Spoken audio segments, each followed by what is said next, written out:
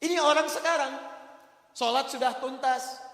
Dalam sholat minta, Rabbik firli, warhamni, wajburni, sampai minta ke 7 sampai 8 permintaan. Sujud minta lagi, berdiri minta lagi, ruku minta lagi. Bahkan setelah sholat pun masih minta. Ya Allah, mohon berikan saya rizki. Tadi yang dalam sholat apa? Yang tadi warzukni. Warzukni itu berikan saya rizki. Selesai sholat masih minta juga, tapi belum terkabulkan juga. Nabi Zakaria minta berdoa dalam sholat. Sholat belum selesai dikabulkan. Ada orang sekarang minta, maaf, sudah selesai sholat belum dikabulkan juga. Apa yang salah?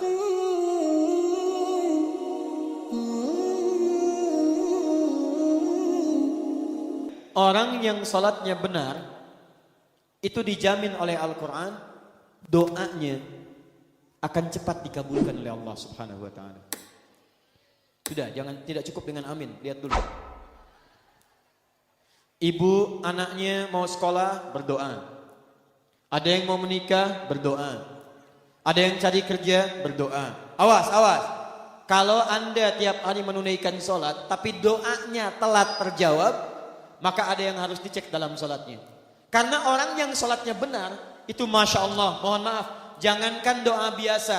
Orang yang meminta kepada Allah, bahkan yang kata manusia mustahil, itu kalau sholatnya benar bisa dikabulkan oleh Allah Subhanahu wa Ta'ala. Dalilnya Quran surah ketiga Ali Imran ayat 38 sampai 39, paling kanan sebelah atas. Saya agak cepat.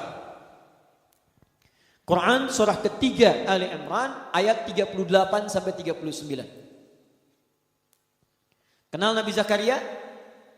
Ayo kenal. Kenal di mana? Nah, orang rengat dah. Belum ditulis sudah kelihatan. Nabi Zakaria kenal. Masya Allah. Baik, sudah. Nabi Zakaria, Nabiullah, dekat dengan Allah, orangnya soleh, berumah tangga, menikah sampai sepuh. Mohon maaf ibu, istrinya divonis monofos, bahkan mandul. Menurut medis dan klinis itu mustahil punya keturunan. Tapi apa yang dilakukan Nabi Zakaria? Melihat Sayyidah Maryam alaihissalam banyak beribadah di mihrab dekat dengan Allah. Lantas beliau berinisiatif untuk sholat di mihrab itu. Perhatikan, sholat. Dalam sholatnya memohon kepada Allah. Di mihrab sholat minta kepada Allah. Nanti kita akan lihat. Apa yang terjadi? Kita baca ayatnya. Hunalika da'a Zakaria Rabbah. Di mihrab itulah Nabi Zakaria berdoa kepada Allah Rabbnya. Qala Rabbi habli min ladunka dzurriyyatan thayyibah. Ia memohon, ya Allah, mereka mengatakan manusia saya tidak akan mungkin punya keturunan. Mereka katakan saya sudah sepuh, fisik saya sudah letih, rambut saya memutih, dan istri saya divonis secara medis sudah tidak mungkin punya keturunan, monofos dan mandul. Maka saya mohon, ya Allah, berikan keturunan dari sisimu saja. Ini, awas, ini rumus dalam Quran. Kalau bapak ibu nanti mendapatkan gambaran dari manusia, ada tetangga, ada dokter, ada macam-macam mengatakan ini mustahil pak, ini nggak bisa bu. Maka tafsir dari ayat ini ingin mengatakan, kalau manusia sudah mengatakan terbatas, tidak bisa, maka tinggalkan pendapat manusia, minta kepada Allah Subhanahu wa Ta'ala. Bagaimana cara mintanya? Lihat Nabi Zakaria. Qala Rabbi habli min ladunka dzurriyyatan thayyibah innaka sami'ud du'a. Ya Allah, manusia mengatakan saya enggak mungkin punya keturunan. Saya mohon darimu saja ya Allah, yang tidak punya batas dalam kuasa. Engkau pasti mendengar doa saya. Kalau pada yang Maha mendengar saja tidak dikabulkan, kepada siapa lagi saya mesti minta? Nah, yang paling menarik, Nabi Zakaria itu mintanya dalam keadaan apa? Apakah sedang duduk? Apakah sedang makan? Apakah sedang tiduran? Lihat ayat 39-nya. Begitu selesai berdoa, perhatikan, selesai berdoa, tiba-tiba turun malaikat. Fanadathul malaika wa huwa qa'imun yusalli fil mihrab. Tiba-tiba turun malaikat menyampaikan kepada beliau, annallaha yubashshiruka bi Yahya. Jadi baru selesai berdoa, turun malaikat. Hei Yahya, hei Zakaria, kamu dapat kabar gembira dari Allah, kamu akan punya keturunan. Bahkan langsung namanya dari Allah, Yahya. Dari kata Al-Hayyu, artinya hidup. Yang mustahil kata manusia, lahir dari rahim seorang perempuan yang menopos dan mandul bayi yang hidup. Kata Allah, bagi saya nggak ada yang mustahil. Jadi hidup. Kapan dia berdoanya? Wa huwa qaimun yusalli fil mihrab. Ternyata beliau berdoanya masih berdiri dalam sholatnya. Nabi Zakaria sholat, Bu. Berdoa kepada Allah. Sholatnya belum tuntas. Perhatikan dahsyatnya. Sholatnya belum selesai, doanya sudah dikabulkan. Belum selesai sholatnya, kata Quran, qaimun yusalli. Beliau masih berdiri dalam sholatnya. Sholatnya belum tuntas. Minta kepada Allah dalam sholat. Sholatnya belum salam, belum selesai. Baru selesai berdoa, langsung dikabulkan. Ini orang sekarang. Sholat sudah tuntas. Dalam sholat minta, Rabbik firli, warhamni, wajburni. Sampai minta ke 7 sampai 8 permintaan. Sujud minta lagi. Berdiri minta lagi. Ruku minta lagi. Bahkan setelah sholat pun masih minta. Ya Allah, mohon berikan saya rizki. Tadi yang dalam sholat apa? Yang tadi warzukni. Warzukni itu berikan saya rizki. Selesai sholat masih minta juga. Tapi belum terkabulkan juga. Nabi Zakaria minta berdoa dalam sholat. Sholat belum selesai dikabulkan. Ada orang sekarang minta, maaf, sudah selesai sholat belum dikabulkan juga. Apa yang salah dalam sholatnya? Itu yang nanti kita akan lihat. Awas, hati-hati. Nanti saya tunjukkan beberapa dalil, bahkan dalam hadis, bila seseorang benar dalam menunaikan salatnya, bahkan Masya Allah, hal yang menurut manusia mustahil pun, itu bisa terkabulkan di sisi Allah Subhanahu Wa Taala. Makanya Bapak Ibu silahkan cek, Nabi Muhammad SAW dalam salatnya, beliau meminta berdoa kepada Allah. Para ulama-ulama kita yang soleh, bahkan maaf Bu ya, Pak, ada ulama mau berjihad, salat pertama kali dilakukan. Ada yang mau nulis kitab, itu sholat dulu. Sholat. Begitu sholat dikerjakan, semuanya mudah.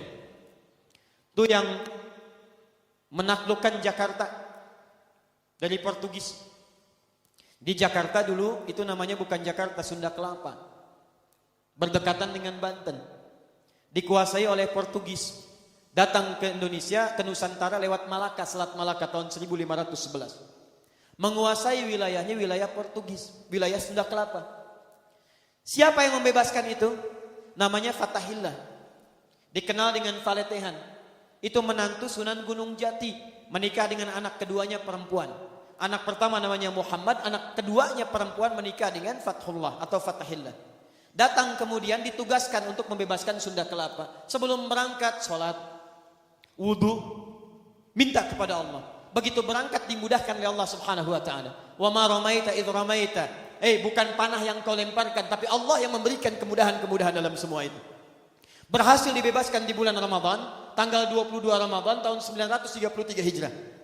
Bertepatan dengan 22 Juni 1527. Begitu dibebaskan, karena tahu yang membantunya Allah, maka diganti nama Sunda Kelapa menjadi nama yang ditetapkan dalam Al-Quran. Surah ke-48 ayat pertama. Inna fatahna laka fatham mubina. Fatham mubina dalam bahasa lokal disebut dengan Jayakarta, disingkat Jakarta. Sampai sekarang ulang tahun Jakarta 22 Juni.